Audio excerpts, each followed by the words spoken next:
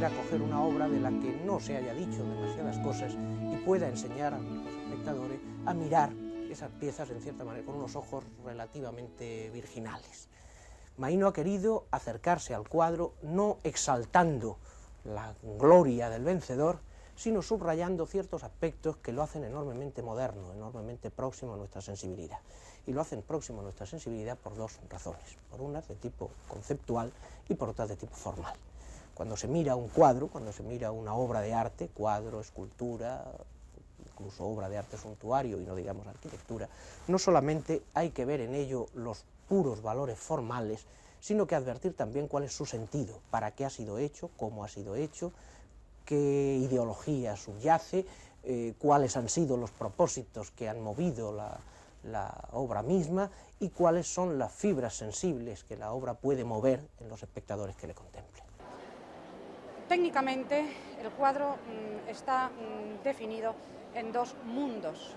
Hay una diagonal que va de la parte superior izquierda a la parte inferior derecha y nos ofrece dos triángulos.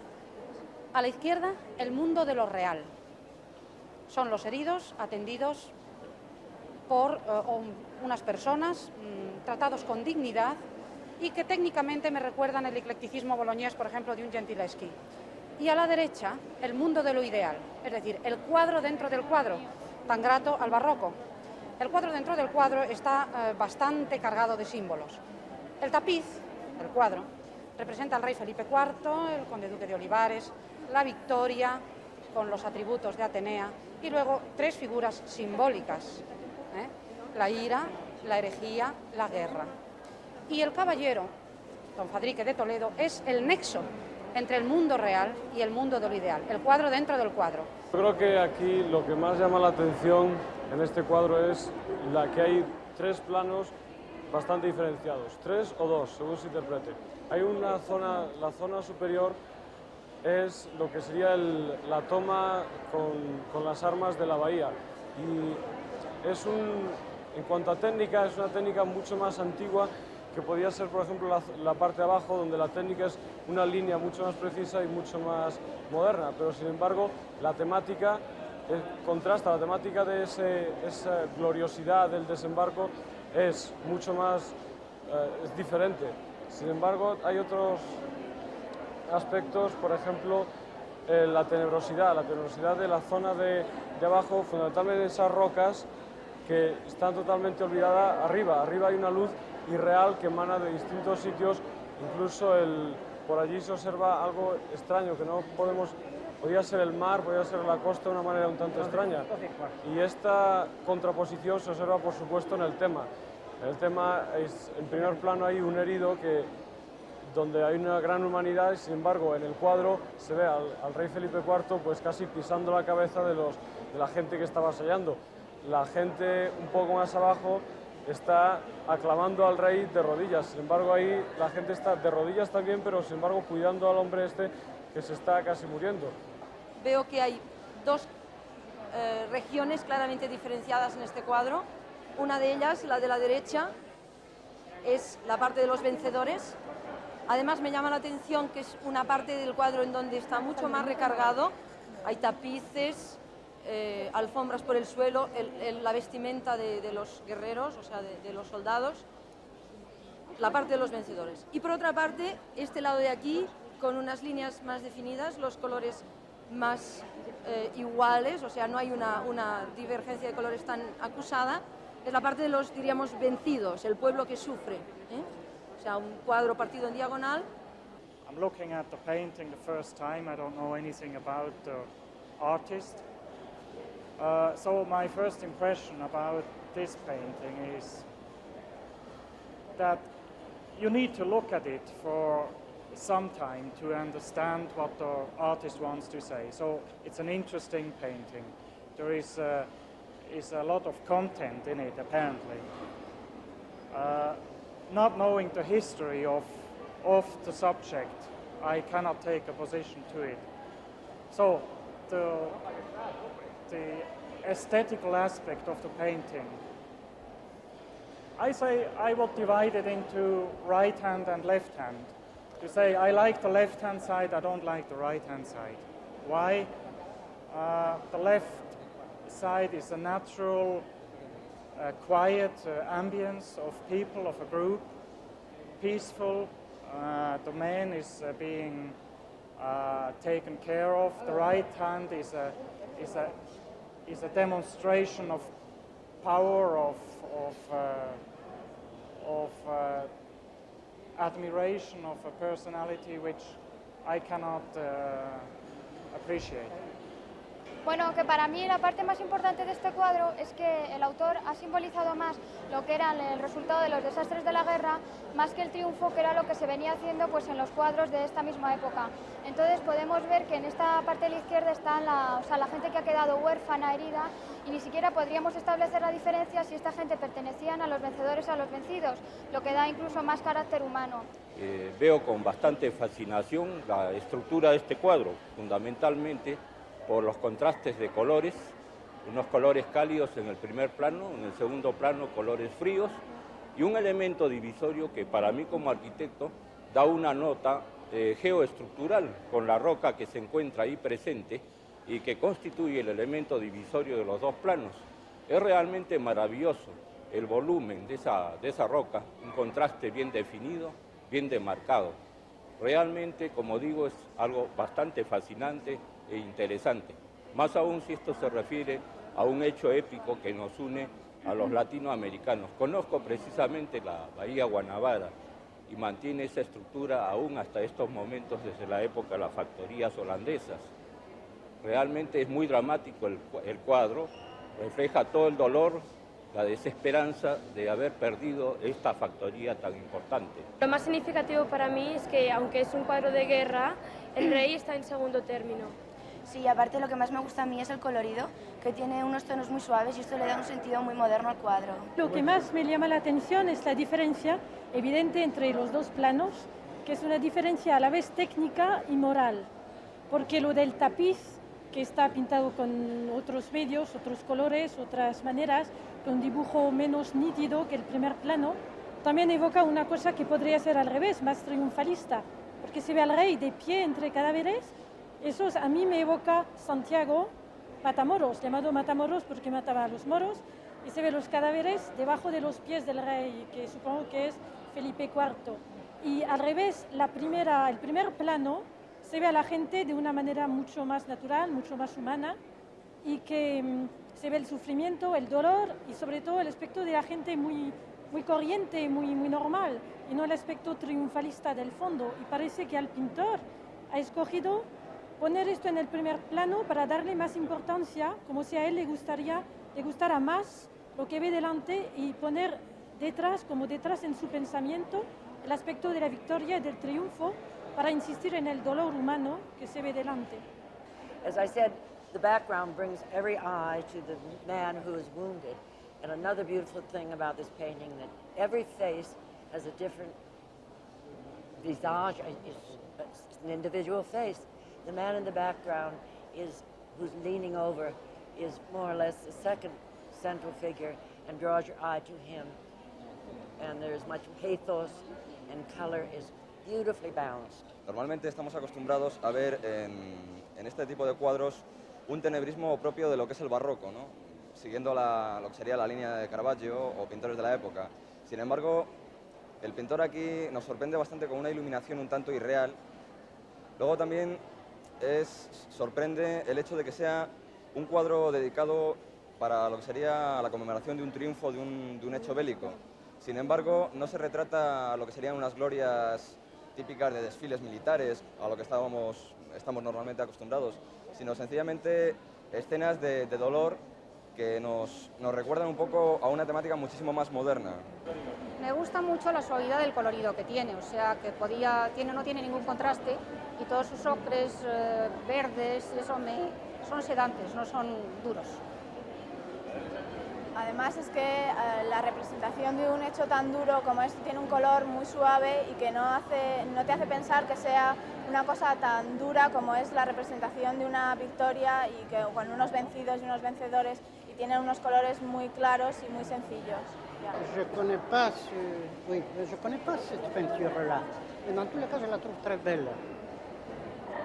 il faut bien connaître, autrement... Dans tous les cas, je suis très content de voir ça. C'est tout ce que j'ai à dire parce que je ne connais pas cette peinture-là. Vous voyez, quelque chose que je voudrais quand même, ça pourrait être l'éclairage. Pour l'éclairage, qu'il pourrait être un peu plus d'éclairage pour voir bien. C'est tout ce que je voudrais. Et donc, pour cette peinture-là, elle me plaît, mais franchement, je ne la connais pas. C'est tout. I admire the colors on this picture. It remembers me to be very modern. Una manera, I think, it could be spectacular colors from Cézanne también. Es una guerra en la que España, juntamente con los portugueses, ganan una victoria a los holandeses y recuperan la bahía de Brasil.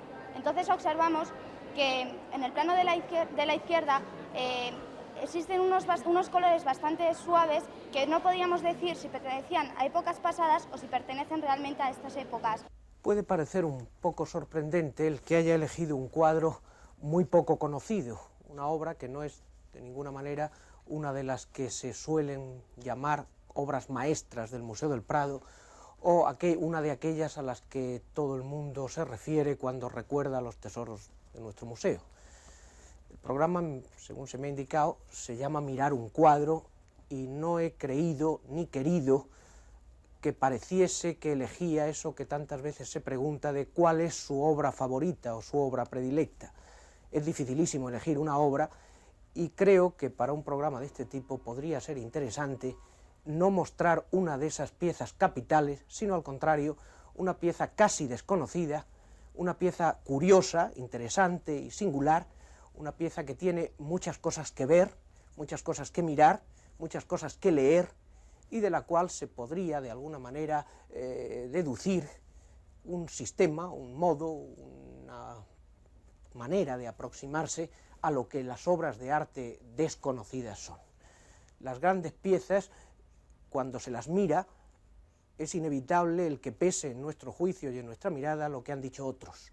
Y yo quisiera coger una obra de la que no se haya dicho demasiadas cosas y pueda enseñar a los espectadores a mirar esas piezas, en cierta manera, con unos ojos relativamente virginales. El cuadro de la recuperación de Bahía forma parte de una serie que se pintó en 1635 para decorar el Palacio del Buen Retiro, y una serie de la que forma parte Las Lanzas, que ha sido en cierta manera pues la estrella, la protagonista de esta serie. Sobre Las Lanzas se han escrito muchísimas cosas, es una de las piezas fundamentales de la historia de nuestra pintura, pero dentro de este contexto del ciclo histórico que la serie del Buen Retiro representa, expresa uno de los matices que se pueden señalar cuando nos enfrentamos con lo que llamamos pintura de historia. El cuadro de Maíno es un cuadro que muestra un hecho, una batalla, un episodio histórico, pero está visto con unos ojos en cierta manera diferentes de lo que sus contemporáneos, incluso sus contemporáneos grandiosos como Velázquez, podían hacer. Maíno ha querido acercarse al cuadro no exaltando la gloria del vencedor, sino subrayando ciertos aspectos que lo hacen enormemente moderno, enormemente próximo a nuestra sensibilidad. Y lo hacen próximo a nuestra sensibilidad por dos razones, por unas de tipo conceptual y por otras de tipo formal. Cuando se mira un cuadro, cuando se mira una obra de arte, cuadro, escultura, incluso obra de arte suntuario y no digamos arquitectura, no solamente hay que ver en ello los puros valores formales, sino que advertir también cuál es su sentido, para qué ha sido hecho, cómo ha sido hecho, qué ideología subyace, cuáles han sido los propósitos que han movido la obra misma y cuáles son las fibras sensibles que la obra puede mover en los espectadores que le contemplen.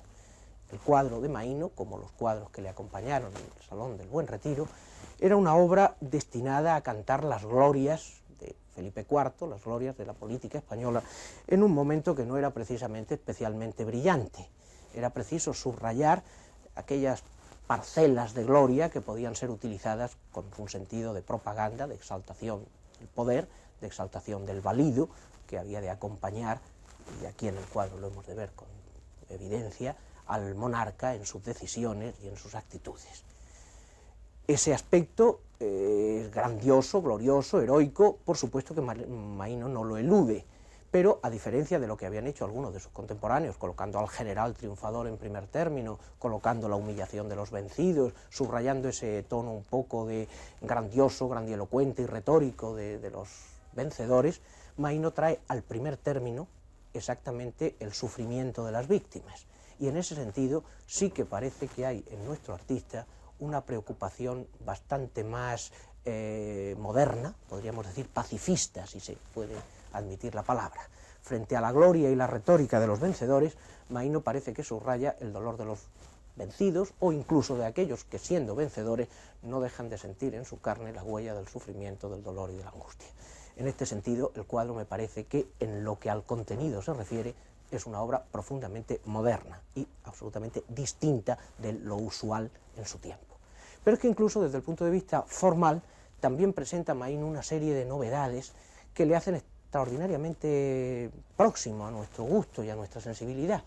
Maíno, en un momento, estamos en los primeros años del siglo XVII, hay que pensar que cuando Maíno empieza a mostrarse como artista, vive todavía el Greco, precisamente con motivo de la preparación de la exposición del Greco, hemos tenido que ver y reconstruir el ambiente en que Maíno se mueve, y resulta que en un momento en que con el Greco el manierismo idealista, las formas extremadas de la imaginación y del capricho, la invención más absolutamente subjetiva, el empeño literario llevado a sus consecuencias últimas, se extrema en formas casi exasperadas como son las del Greco, Maíno trae de su viaje a Italia, de su estancia en Italia, un lenguaje nuevo, que es el lenguaje de la realidad objetiva, el lenguaje de lo inmediato, el lenguaje casi podríamos decir de sentir los seres y las personas con entidad de objetos individuales, casi podríamos decir como piezas de bodegón.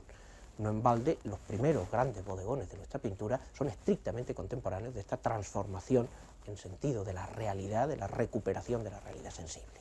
Lo curioso es que esa recuperación de la realidad sensible, que es el lenguaje general de la pintura europea en estos momentos, Maíno lo ponga al servicio precisamente de un empeño político, heroico, antiheroico casi podríamos decir en este caso. No se trata de hacer más realistas las imágenes de los santos para que los fieles se sientan más cerca de ellos y la Iglesia pueda utilizarlos con un sentido de convencimiento, de predicación o de retórica mucho más inmediato y real, sino que se trata precisamente de subrayar los valores del dolor, del sufrimiento, de la angustia, de la soledad o del llanto, justamente como acompañante necesario de la condición de la guerra. Cuando se exalta la guerra, cuando se exalta la violencia, cuando se exalta el triunfo del poder, Maíno nos trae al primer término justamente el sufrimiento. Y en ese sentido, el que el lenguaje de la realidad sea puesta al servicio de esto es justamente una de las cosas que hacen del cuadro uno de los más singulares en la historia de nuestra pintura en su momento. Pero convendría, me parece, el que viéramos con un poco de detalle los aspectos iconográficos, los aspectos simbólicos del cuadro, porque efectivamente esa duplicidad que les digo respecto a el tono realista y la intención política se advierte todavía con más evidencia si miramos con atención, y de mirar un cuadro se trata, de mirarlo se trata, si advertimos la cantidad de ingredientes que en el cuadro hay y que tienen por supuesto unos enormes valores significativos que empalidecen frente a los valores expresivos inmediatos de lo que se coloca en primer término. Sorprendería en primer lugar que un cuadro de guerra, un cuadro de exaltación del rey y de un general, el rey y el general estén en segundo término. Lo que se representa es un episodio perfectamente conocido, un episodio histórico muy bien conocido, del socorro a la ciudad de Bahía, que había sido conquistada por los holandeses por parte de las tropas españolas, que la recuperan para la corona de España en el año 1625.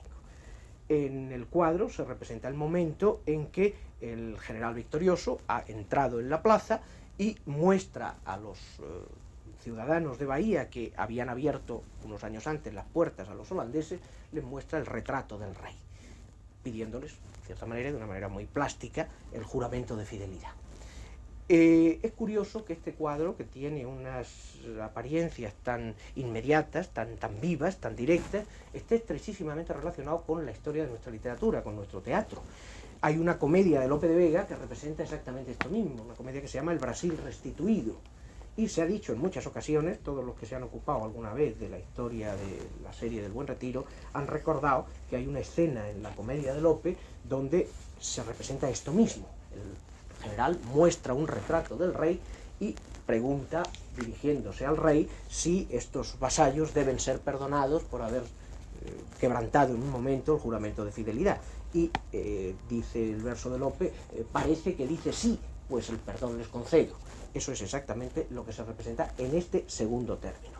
Pero el retrato del rey no es un retrato del rey a secas, sino que en el retrato, si se advierte atentamente, aparece el rey joven, como corresponde a su momento, la figura de Minerva, que está sosteniendo una corona de laurel para coronar al rey vencedor, y la figura del conde duque de Olivares, que era, podríamos decir, un poco el empresario de la fantasmagoría, el que estaba detrás de todo esto, y el que patrocinaba el palacio, patrocinaba los lienzos, y quería de alguna manera participar plásticamente de la gloria real.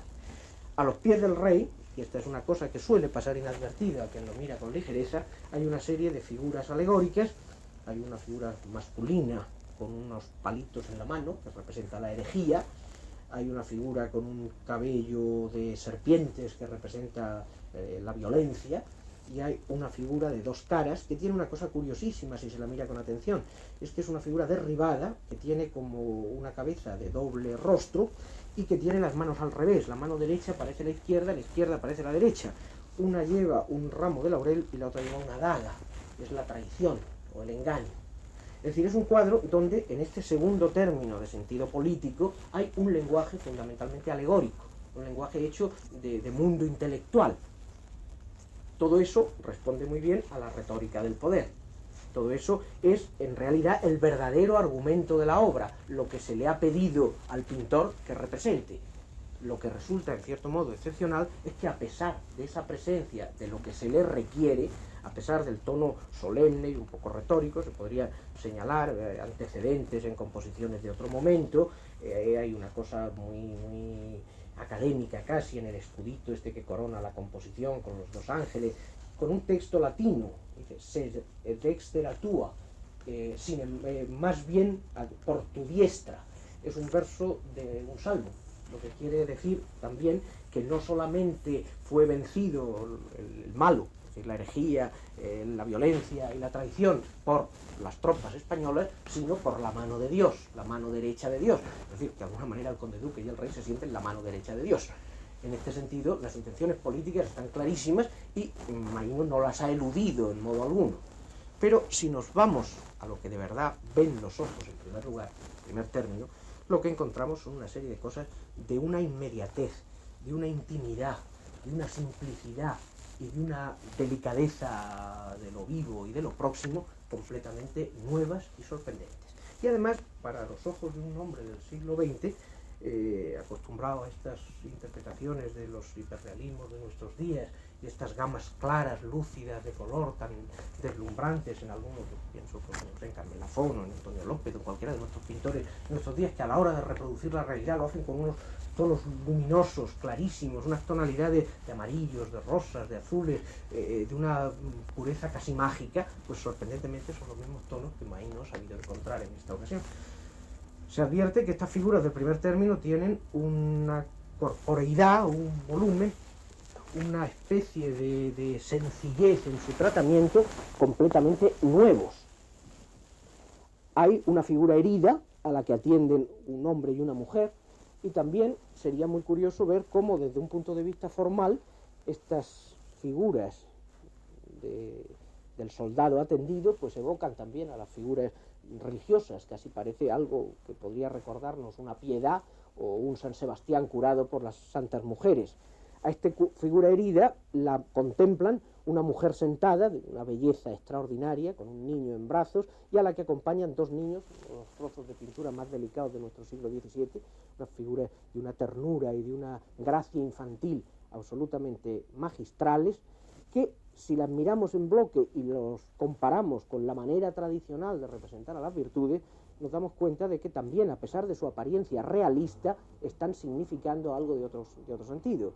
La mujer con el niño desnudo en los brazos y acompañada de otros niños es la imagen tradicional de la caridad. Es decir, también aquí, y a pesar de que parezca una obra tan realista, está presente esa omnipresencia de lo religioso en la vida española del siglo XVII. Aunque estemos viendo un cuadro de significación política, hemos visto la alusión bíblica en el emblema que acompaña el cuadro.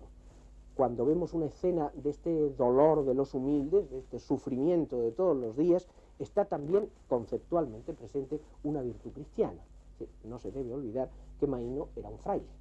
Y encontramos, curiosamente, esta identificación de poder político y de iglesia que, sin embargo, ha sabido traducirse perfectamente en un lenguaje de inmediatez, de comprensión inmediata, de facilidad, de simplicidad, que, aunque este cuadro hubiese de estar siempre colgado en las paredes de un palacio, estaba, sin embargo, expresando el lenguaje de los españoles de la calle, de los españoles de todos los días. Esta omnipresencia de lo religioso se daba en la España del XVII. No nos puede sorprender, nos podrá gustar más, nos podrá gustar menos, pero es un testimonio histórico, es una verdadera realidad. Y esta manera de retomar el lenguaje de lo concreto, de saber mirar con los ojos de la calle, ver los tipos, son los tipos, hay detalles incluso casi de bodegón sorprendentes, la bolsa que hay caída en primer término, pues casi es una bolsa de lazo corredizo, casi como las bolsas de deporte de nuestros días, es un trozo de realidad inmediata. En este sentido, lo que Maíno ha hecho es encontrar el lenguaje inmediato de la realidad, el lenguaje rescatado del naturalismo, aplicado a una concepción de carácter simbólico, político, que es una de las claves de la España del